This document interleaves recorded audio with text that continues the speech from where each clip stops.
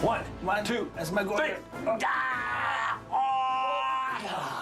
We spent 16 months in the house working on the story reel, which is basically you could watch the whole movie in pencil sketches with temporary voices.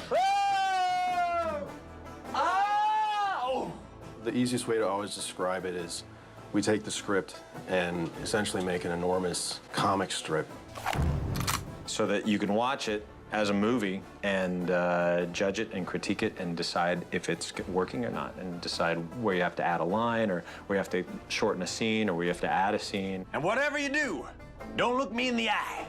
Stay out of my peripheral vision.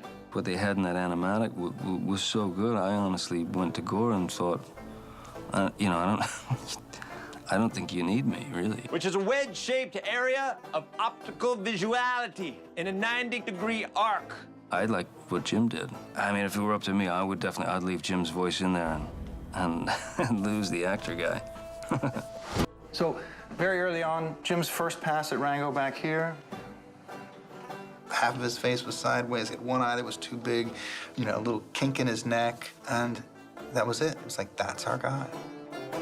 I just felt like we needed a sort of a prospector, old codger guy, you know, what are you doing in these parts there, sonny? And Crash, you know, give it some life, give it some more texture. It's almost a situation where the background characters are so colorful they could have their own movie. You know, they could have a spin-off show and have plenty to do because each one of them has a history and each one of them has a whole backstory.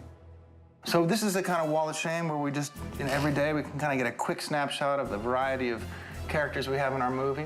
And then, you know, you can see like over here, I don't know if you see, we've got, you know, just some keyframes, again, from some of the aerial combat, from the bat sequence, when things really open up. At first, it was going to be a shootout at the rodent hideout, and we said, well, how about it's more than a shootout? How about it's like, instead of 12 rodents, it's 300 rodents? You know, this is Gore Verbinski. This is how working with Gore, it's always like this. How about it's 300 rodents, and they're on bats? It's 300 bats swooping down, and Wagner's playing. They've got Gatling guns, yeah, and there's explosives, and there's, you know, blowing up roadrunners left and right, and rocks falling.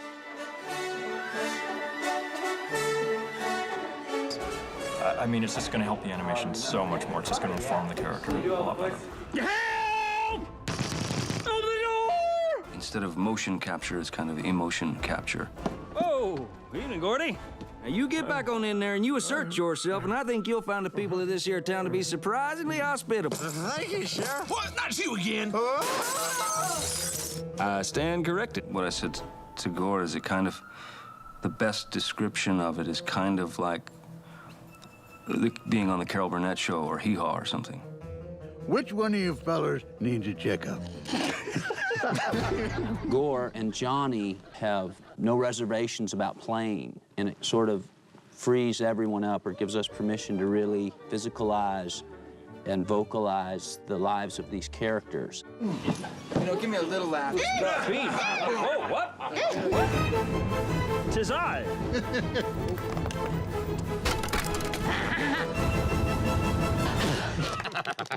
Now that's what I'm talking about. Such an amazing cast for people who will never be seen.